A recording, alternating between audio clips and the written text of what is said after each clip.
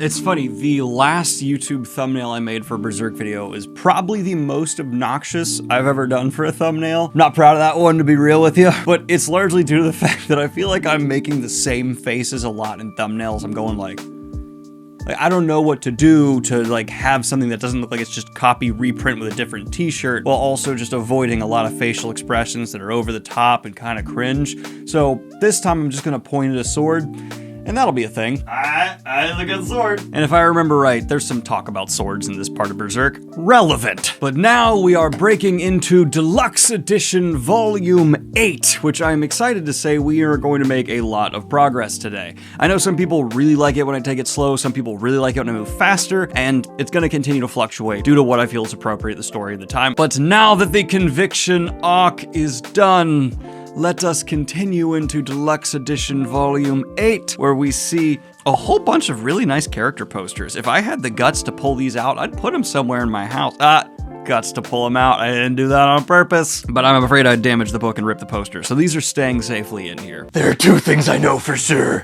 Crime needs to be stopped, and this video is brought to you by Skillshare. Skillshare is an online learning community with thousands upon thousands of classes. If you're looking to connect with others, you can either sign up for a class or even teach one yourself. With Skillshare's premium membership, you will get unlimited access to high-quality classes on topics such as graphic design, photography, fine arts, and justice.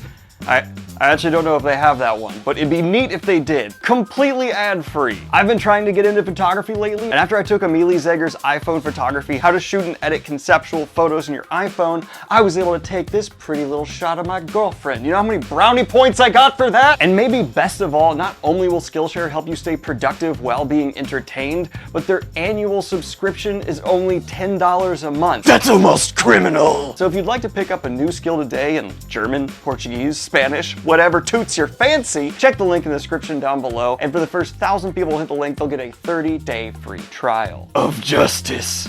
I'm not sure if that actually applies. But the actual story picks up with Falcon of the Millennium Empire arc, the Holy Evil War, chapter The Rent World. But we start this chapter with a bunch of children in the woods who begin to get spooked because throughout the woods around them they begin to hear faint laughter. That's nightmare fuel for an adult or a child. If I was on a hike in the Rocky Mountains near me and suddenly I started hearing a bunch of tee-hees, probably just jump off a cliff. But the noise around them reaches a crescendo as the gargantuan form of a winged Nosferatu Zod flies above. One of the children cries out, "An evil forest spirit!" as their brother drags them away, and then a narration begins. Secretly, the hollows of trees, the ground beneath graves, the whispers of winds, the lull between waves, the depths of wells and darkness of attics. Secretly, at some point their silence ceased to be mere silence, like a folk tale told by elders to children, as if it might have been there all along. Something surely breathed within the silence. And I'm taking this as a reader as just Berserk doubling down on kind of the big warning from the Skull Knight, which is that yes, the world is being pulled asunder, hence the chapter name, and a lot more evil is filling in those dark little gaps that may not have eyes keeping too close a watch at all times. And I like that. It's adding a little more spook to an already incredibly violent series. But I'm a fan of Berserk getting a little more horror inclined than just straight up action and violence as it's been, so cool. I'm looking forward to this. But from here we cut back to the main storyline and we see Erica standing above her father's grave, the blacksmith, having died. And we see his headstone has like some blacksmith tools on it. For anyone wondering, my grave marker, I just want it to say, in the end, was taking him down worth it. That way 1,000 years from now when the aliens come to a desolate earth, they're gonna find my grave and be like, whoever's buried there is a bad dude.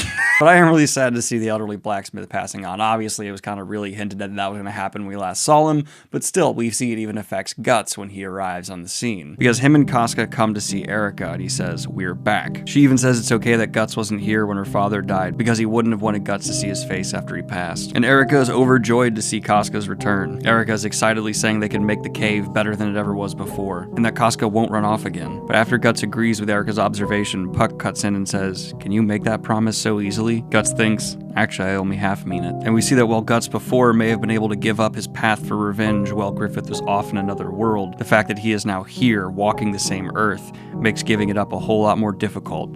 And Guts concludes his thoughts saying, "But now he's on the same world as me, on the same ground where I walk, where my sword can reach." But his thoughts are cut off as Erica says, "I just remembered we've got a guest."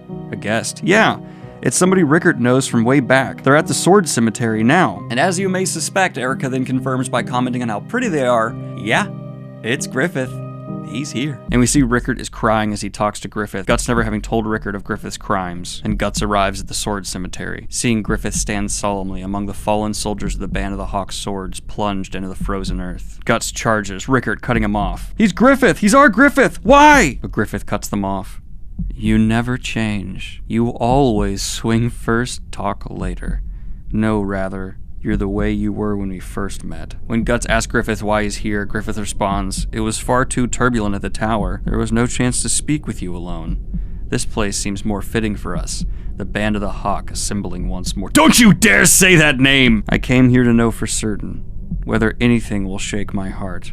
While I stand before you in this new body of flesh, it seems I am free." "You mean, after what you did, after all those you betrayed, you don't feel anything?" "I'll not betray my dream. That is all." Guts pushes Rickert out of the way, charging Griffith, and I love the framing here of Griffith maintaining this holier-than-thou look about him, this beautiful being, and Guts, with his injuries and scars, is drawn in this darker, shadowy way like a beast charging him. But we all know who the real beast is here, don't we? Just as Guts swings down to try and kill Griffith, Nosferatu Zod appears in his way, deflecting his sword. And I genuinely think he kind of just appears in the way. It's a bit odd looking, but Nosferatu Zod appears to just be able to either move so quickly he got from nowhere in sight to blocking Guts' attack, or he can kind of transport now? I'm not sure what happened there. Zod says Black Swordsman, Guts says Zod, nice to know that they're reacquainted. And cutting back to the cabin with the appearance of Nosferatu Zod, Casca's chest begins to hurt. And of course, a fight between Zod and Guts commences. Rickert takes up the typical mantle of like the side character watching a big bad fight, kind of providing commentary on how impressive it is, how quickly Guts is moving, how overwhelming Zod seems to be, and Guts does manage to land a couple blows on Zod. But the most important takeaway from this moment is we get the sound of a heartbeat, a faint throbbing. My blood should have been frozen.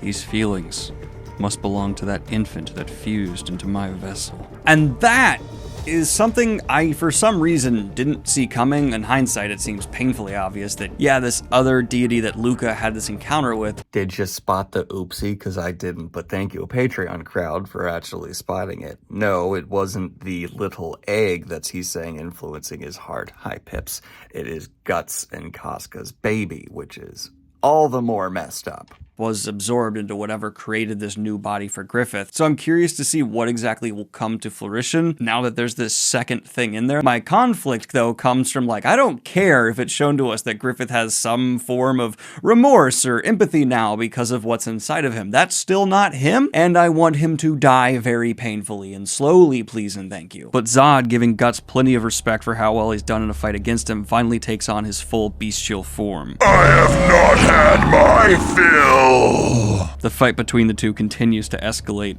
Zod throwing Guts through the air. Zod has Guts pinned against a rock wall, but Guts manages to dive out of the way, sending Zod crashing into the elf cave, destroying the only sanctuary Casca had. Speaking of, Casca's now arrived, the pain in her chest bringing her to the battle. Guts screams for her to leave. "Stupid, get back!" Griffith notices her arrival. Zod climbs his way free of the cave. Rubble begins showering around them, and just as it looks like Casca might be crushed, she disappears, Griffith having saved her, enveloping her in his cape. Casca reaches up, touching Griffith's face, tears welling in her eyes. Griffith backs away as Casca falls to her knees. Zod approaches Guts, but Griffith calls out, "That's enough!" Griffith climbs aboard Zod, saying, "I told you once, I will get my own kingdom.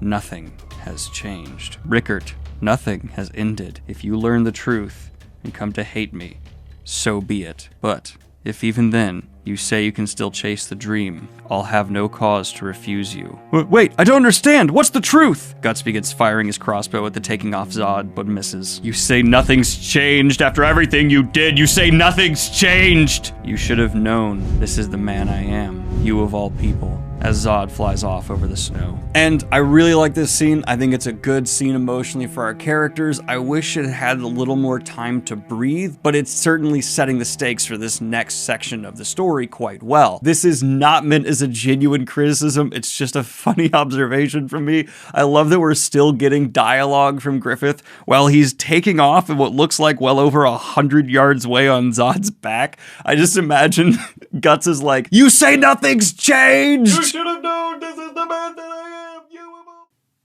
What? Rickert then demands the truth from Guts of what really happened, and Guts tells him. While this is happening, Erica comes to the cave and realizes it's completely destroyed. Puck reveals that he had figured out what happened a while ago. Rickert demands to be taken with Guts, wanting to seek revenge against Griffith. No. Why not? Because you could never really hate Griffith. Erica hears this, saying, "You're leaving? Everyone is leaving?" And she runs away. "Erica!" Rickert calls. "What are you doing?" Puck scorns. "Hurry and catch her." Rickert hesitates before running after her, knowing Guts is right, and he can't go with him. And not evoking, obviously, as much emotion for me the first time something similar to this happened, but still, it's nice to see Guts double down on his character growth. When Puck asks him if he's just going to continue down this road of vengeance, he says, "I won't leave her again." Don't say the trail of vengeance with Casca, I know. That's impossible, I know that. But the elf cave's been demolished. Staying here's a bit out of the question, huh? And we previously saw the effects of two branded people coming close together in the Conviction arc, so yeah, it's not really a choice. You gotta go find some other elfy place. And here we see Puck has a realization saying, "Yeah, there's another place. It's a little far, but it's a beautiful paradise. Probably safer than anywhere in the world. Why didn't I think of it sooner? My home." That's the end of a chapter. I like what's happening so far in this section of Berserk, but having Puck just be like, "Oh yeah, I had a place we could go all along, just didn't think of it." Nah, Berserk, you're better than that. Especially for something that feels so important for the upcoming plot. But as Guts and Casca are preparing to leave, Rickert approaches and says, "You can't even stay just one night?" And Guts says no, with the brands it wouldn't be safe for anybody. But he reassures Rickert by saying, "Don't abandon what you can't replace." Weren't those Godo's parting words? And we see Guts, Casca, and Puck leave Rickert and Erica behind on their own. And after reflecting on his desertion of the Band of the Hawk and how he feels deserted now, Guts says to Casca, "I won't leave you behind. I won't desert you anymore. This time, I won't lose you." And from here we cut to a massive siege happening at Shet, Western Midland. The Kushan siege of a mighty city seems to be going fantastically for them. Prisoners are being executed and slaves escorted out in droves. Some of the women being escorted out speak of their fears of what might be done to them, but one of them insists, "The Hawk of the Light is coming. I can hear it. That's what the wind whispers." Here we cut to the leader of the Kushan army, disciplining the leader of the tribe we've seen before hunting Griffith, speaking of their own successes in the taking of this land, while Baraka has failed to even find one man. And we saw this leader was actually hesitant in believing Baraka's report that Griffith took off on some beast, being like, "That's just dumb fairy tale. That can't be true." Even though he's here on the words of an oracle, okay. I don't know why I thought Slat's name was Baraka here. Maybe I was thinking that oh, the clan is named after this leader, but that's stupid and doesn't make sense. His name is Slat. And thank you, Patreon crowd, once again. We see just as this leader's about to put his foot on Baraka's head, Baraka stands and snatches an arrow out of the air. "If you would pardon the urgency," they say. A team of assassins from inside the barely standing city are assaulted by Baraka's men, easily torn to pieces by their strength. I also love the detail that these guys have just massive knuckles. It kind of gives the impression that they hit so hard their body has to just have these insane calluses or growths to even deal with it. And as we're seeing, armor is just buckling under their blows. It sure as hell feels like that. Even the leader of the Kushan is baffled by their strength, saying, "So swift, what skill?" And they crushed iron armor with their bare hands. Are they monsters? We now return to our mission of searching for the falcon. But just then, the sound of a horse approaching causes them to turn, and we see Griffith in the middle of the Kushan army approaching the leader. The Hawk of the Light. Impossible. Why is he here? Baraka thinks. The leader of the Kushan is stunned. What? Griffith stored, puncturing through his skull. One of the generals saying, Excellency, what do you think you're doing? Shoot your arrows! Kill him! Baraka tries to say, wait! But the arrows pass straight through Griffith. So I guess this lends credence to before Zod just being able to transport, and I guess Griffith can be completely not translucent, transparent? No. Stuff goes through him. Just as the general tries to get the archers to fire again, saying it had to just be a coincidence, the sounds of butchery begin nearby. The men turn to see Nosferatu Zod riding in on a horse in his human form. Slaughtering the men around him. And from here we see that Zod and Griffith do an incredible amount of damage to the Kushan army, as more and more champions of various looks and designs begin appearing and pledging themselves to Griffith. Most of them dressed in some kind of flashy, maybe good guy looking way, but upon closer inspection, they are kind of awful looking. And one of them, I believe, is actually someone we saw in the Black Swordsman arc that Guts took down. It does kind of just come across like Griffith is just randomly getting this team, but I imagine there's going to be some kind of more explanation in the future of how he was able to gather this army of champions of evil. I'm gonna be real with you right now. I don't really know what I'm going for either with this, but just roll with it, okay? Something that is making me shake in my little boots right now is the fact that Griffith is being positioned in a way where he is beginning to feel like some form of hell's prophet. He's not only getting a fleet of clear baddies coming after him, I mean, this guy literally has vertical slits in his eyes. How is that not a warning flag for any of you? But the people around him, aside from Guts, Casca, and Rickert, hopefully Rickert, you little dastardly Dan, are welcoming in with the fervor of some dying of dehydration people in the Sahara Desert underneath a tanning bed crashed into by a sedan. And that somehow makes him feel all the more dangerous than he already was. And we've just seen how much religious power there is in this world. This has all been happening in this way for a very specific set of reasons to make you, the reader, realize that Griffith is not only the new dark prophet, but he's going to be followed by everyday people as if he was this world's Christ. Oh my god, that's terrifying. As I've said repeatedly, yes, Berserk is all about emotion and pain and healing and overcoming trauma, but the backdrop behind all that character work is this unrelenting criticism of humanity's own desire to, for some reason, follow charismatic figures hoping they can somehow solve every problem. Which, guess what's not really ever the case? This entire aside is entirely being put in here because 1, I wanted to see what the Goblin mask looked like with the green screen suit, and 2, just to emphasize the point that Griffith is somehow even more terrifying as a villain than he already was. I didn't know that was possible, and I serve a Dark Lord. This is the Dark Lord I serve. Baraka's elite soldiers try and hit Griffith from behind, but the slave girl screams out, "Look out!" He's able to disappear, unharmed from their attack. We even see a cloaked, shadowy figure appear, saying one day it'll kill Griffith, wanting his beautiful head. I think my personal favorite, though, of all these people that show up is the dragon-looking motherfucker with the fire shield. That's just cool! And we see a bird is watching the events down on the battlefield, thinking, that's the Hawk of the Light, the savior of the world.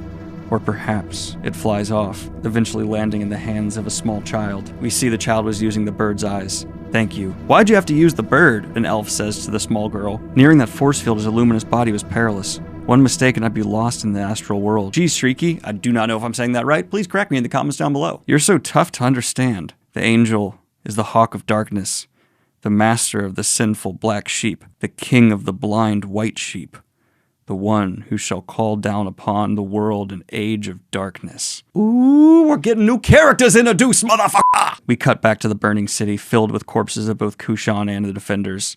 A choking stench, minds gone numb with the stench of blood hanging in the air. Dyed red, everything red, red in the setting sun shining upon the blood. This scene which should only be gruesome.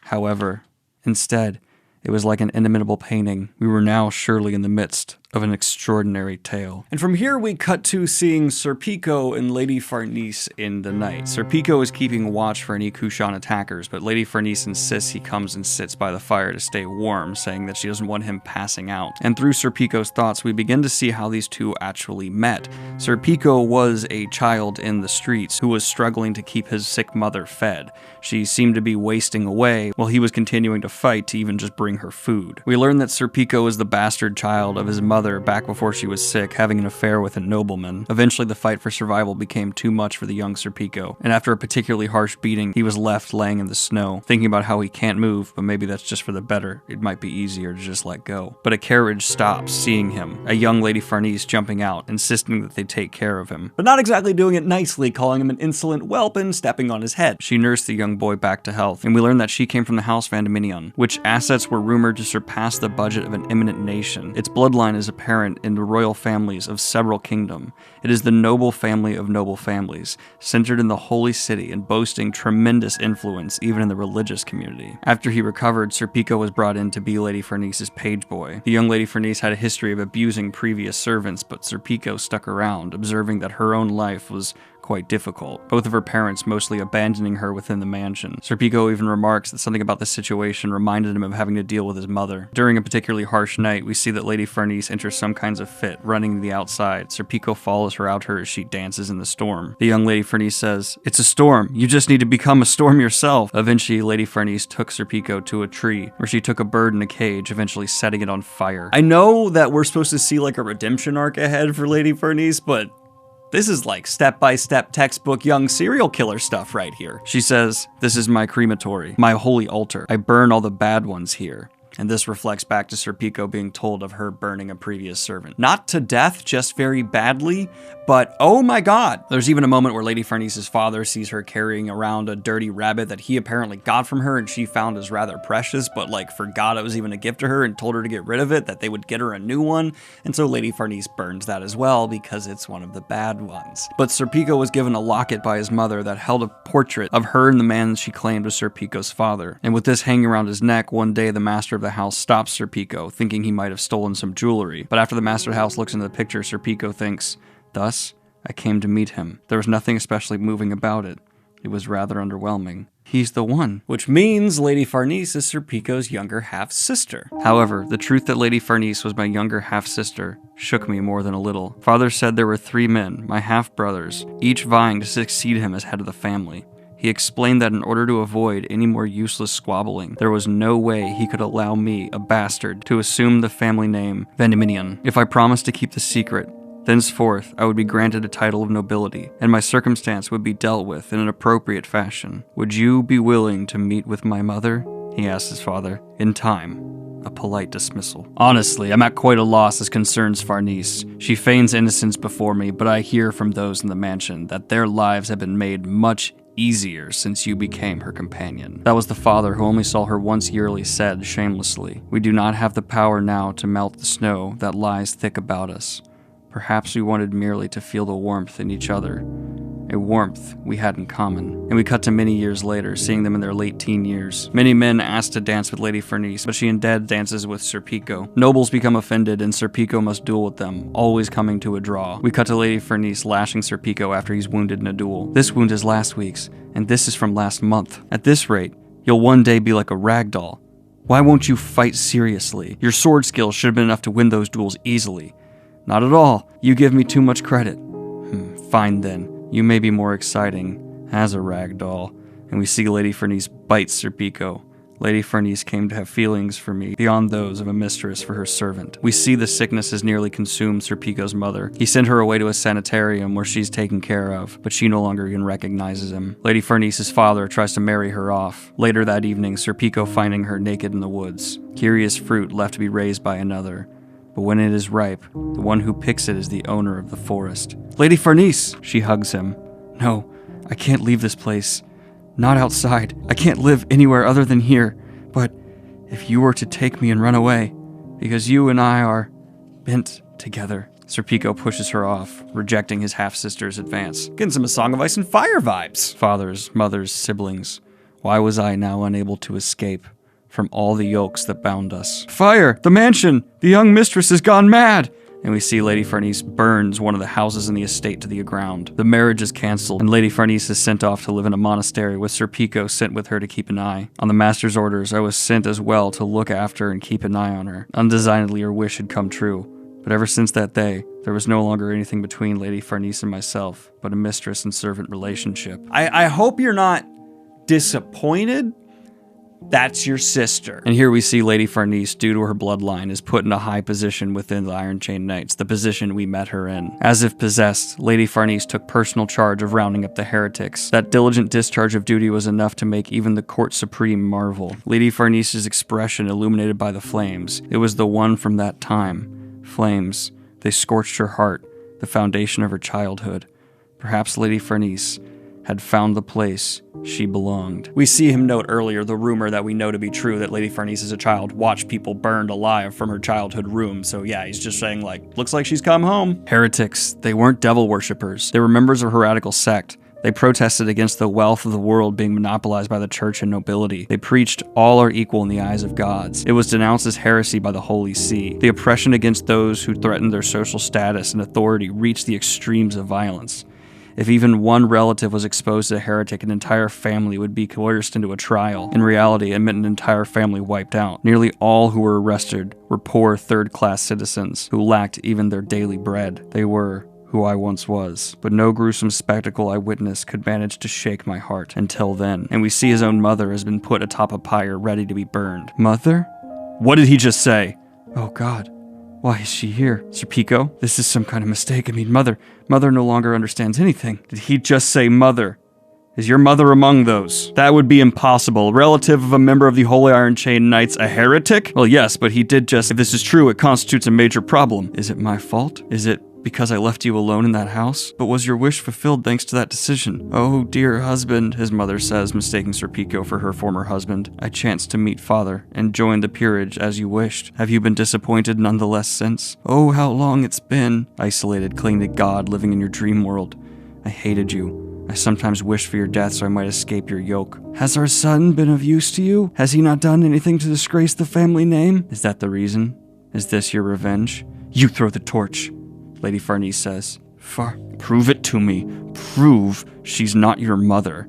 Swear it once more. I am your mistress, only I, always now and forever. What did we bury and hide? What did we burn to ashes?